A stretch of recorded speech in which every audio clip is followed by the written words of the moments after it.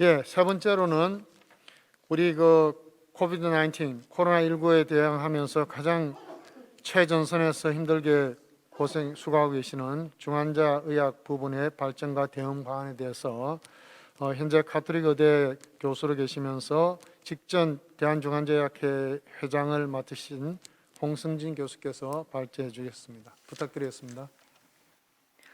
네, 안녕하십니까. 저는 중환자 진료의 미래 방향에 대해서 말씀드리겠습니다. 이 코로나 사태를 겪으면서 우리는 이 중환자 진료의 중요성을 절감했고, 재난 상황이 닥쳤을 때 중환자 진료 능력을 확보하고 또 확보하는 것이 얼마나 중요하고 또 얼마나 어려운지 직접 경험할 수 있었습니다. 그래서 코비드-19 이후에 우리나라 중환자 진료 정책은 수요가 꾸준히 증가하고 있는 필수 의료의 한 축으로서 그 인프라를 견고히 하는 한편에 반복되는 감염병이나 재난 상황에서의 대응 능력을 별도로 키워가야 하는 것에 목표를 두어야 할 것입니다. 그래서 오늘 제가 말씀드릴 내용은 이제 다양한 이유로 중환자 진료의 수요가 증가하고 있는 그런 부분과 우리나라 중환자 진료 현황 에 대해서 말씀을 드리고, 인프라 구축을 위한 진료 표준화와 인력 양성 방법, 그리고 재난 상황에 대응하는 서지 커패시티의 확대와 트리아지까지 말씀을 드리도록 하겠습니다. 네, 우리나라 연간 중환자실 이용 건수는 계속 증가하고 있습니다. 중환자 병상은 2020년도 4분기 자료로 볼 때 전국적으로 성인 중환자 병상이 약 8,600개 정도 있고, 소아 중환자 병상이 150개, 신생아가 1,890개 정도 있는 것으로 나옵니다. 이 격리병상은 이 코로나 사태를 겪으면서 급격히 증가해서 약 4,000개 정도 있는 것으로 집계가 되고요. 그래서 연간 약 32만 명 정도의 환자가 240만 일 정도 중환자실에 입원을 합니다. 그래서 중증도를 반영하는 CRRT라든지 인공호흡기 사용도 역시 증가하고 있는 추세이고, 지금 연간 한 6만 명 정도가 중환자실에서 인공호흡기 치료를 받고 있습니다.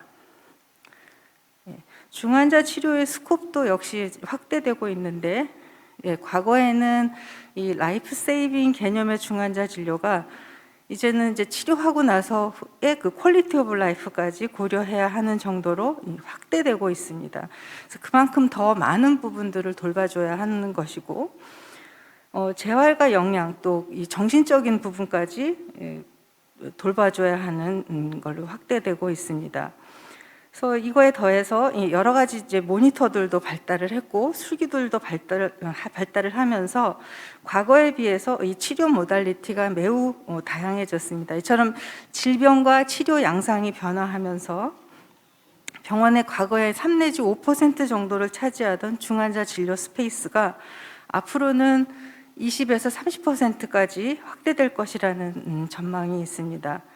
중환자실 밖으로 중환자 진료 개념이 나오는 건데요. 대표적인 게 이 신속 대응팀이라는 것입니다. 입원 환자에서 상태가 악화되는 심톰 사인을 조기에 이제 파악해서 대처함으로써 최악의 상태를 막고 데미지를 줄일 수 있다는 것입니다. 그래서 같은 맥락으로 준중환자실의 역할 역시 부각되고 있습니다. 더불어 우리나라 인구는 매우 빠르게 고령화가 진행되고 있는데요. 30년 뒤인 2050년에는 65세 이상의 고령 인구가 전체 인구의 38%에 이를 것으로 예측이 되고 있습니다. 그래서 그만큼 중환자 진료의 수요는 증가할 것이라는 것은 확실한 사실입니다. 여기에 더해서 지금 2002년 사스 이후로 H1N1, 메르스, 지금 코비드-19까지 새로운 감염병이 반복돼서 유행하고 있습니다.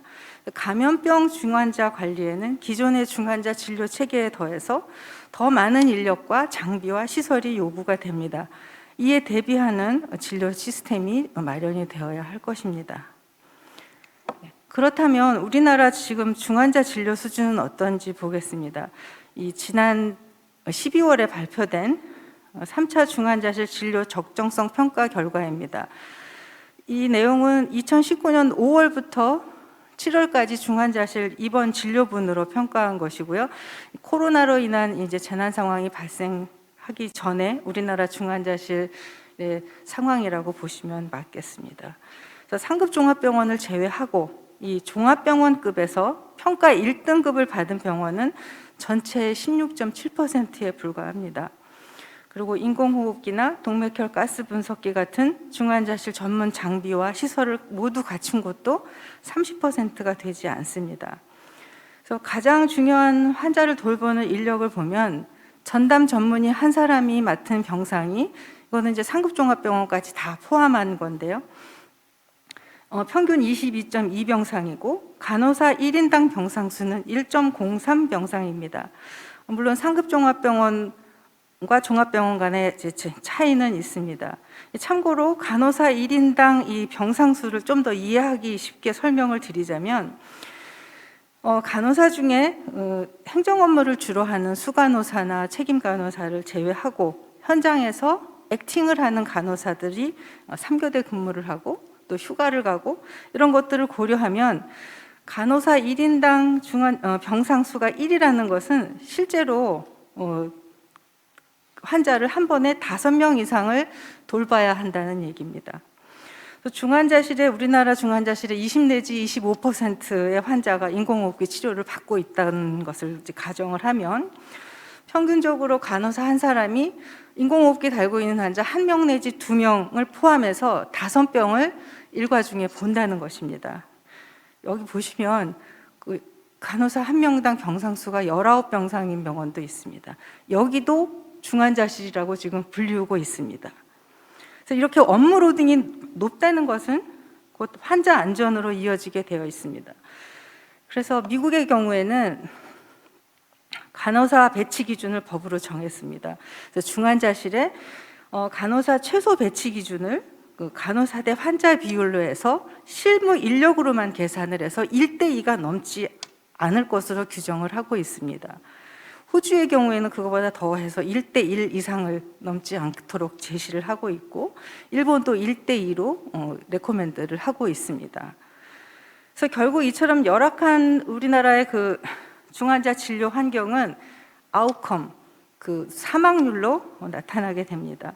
2009년에 저희가 신종플루라고 불렀던 H1N1 인플루엔자가 전 세계적으로 유행을 했고, 이를 통해서 중환자실 치료 성적을 국가별로 비교할 수 있었습니다. 보시면 중환자실 사망률이 미국이 28.4%, 호주가 14%, 우리는 42.6%입니다. 이 환자 간호사 비율하고 좀 비례하는 것 같지 않습니까? 불편하지만 이게 우리나라 중환자 진료의 그 현실입니다. 이렇게 평소에도 열악한 중환자 진료 환경이고, 그렇기 때문에 중환자 진료 인력의 풀 역시 매우 부족합니다. 그러니까 이런 상황에서 의료 인력이 3배 내지 4배, 많게는 5배까지 요구되는 감염병 중환자 진료 체계를 제대로 구축할 수 있을지 의문입니다. 그래서 우리나라 의료는 전국민 의료보험 제도를 통해서 정부에서 관리를 하고 있고, 그 카운터 파트로서 다양한 직역에 다양한 이해관계가 얽혀있는 의료계가 있습니다. 그러니까 의료제도의 개선이나 개편을 위해서는 이렇게 당사자들 간의 협의가 우선이 되어야 할 텐데, 그래서 결국은 중환자실의 이런 열악한 현실과 인력의 중요성에 대해서 모두가 이해하는 것이 이 솔루션의 첫 번째 스텝이 될 것입니다. 그래서 충분한 재원을 투입하고 각 중환자실의 역할에 맞는 인력 구성에 대한 최소한의 규정이 필요합니다. 그러기 위해서는 준중환자실을 포함해서 환자 중증도에 따른 중환자실의 등급화를 하는 것이 합리적일 것이고요. 수가 체계를 통한 선순환 구조를 만들어서 개선해 나가야 하는 것이 가장 바람직하겠습니다. 그래서 이를 위해 정부에서는 총괄할 수 있는 부서를 만들 필요가 있겠고, 저 카운터파트로서 학회를 비롯한 의료계가 역할을 해야 할 것입니다. 그래서 중환자 진료 인프라 구축은 진료 표준화를 목표로 방향성을 잡아가야 합니다. 궁극적으로는 중환자실 전담 전문의, 즉 인텐시비스트가 중환자실 환자의 1차 주치의가 되거나 의무적 자문 형태를 갖출 수 있도록 하고 간호사 환자 비율을 합리적으로 보장해야 할 것입니다. 동시에 교육을 통해서 신규 인력을 양성하고 인력의 이탈이 없도록 근무 환경을 개선해야 합니다. 이 중환자실의 강도 높은 노동과 열악한 근무 환경은 인력 부족의 악순환을 유발합니다. 간호사 이직률이 가장 높은 곳이 이 중환자실입니다. 더불어 중환자의학의 이 넓은 스코프를 커버하는 의료 인력을 양성하기 위해서는 현재는 전문의 자격 취득 후에 공부하는 세부 전문 과목으로 되어 있는데 이것을 전문 과목으로 만들어서 의대 과정과 전공의 과정에서 바로 수련을 받을 수 있게 해야 합니다. 가정의학과하고 응급의학과 설례에서 보듯이 이렇게 하면 수련 시간을 절약하고 양질의 의료 인력을 안정적으로 배출해낼 수 있다는 그런 장점이 있습니다.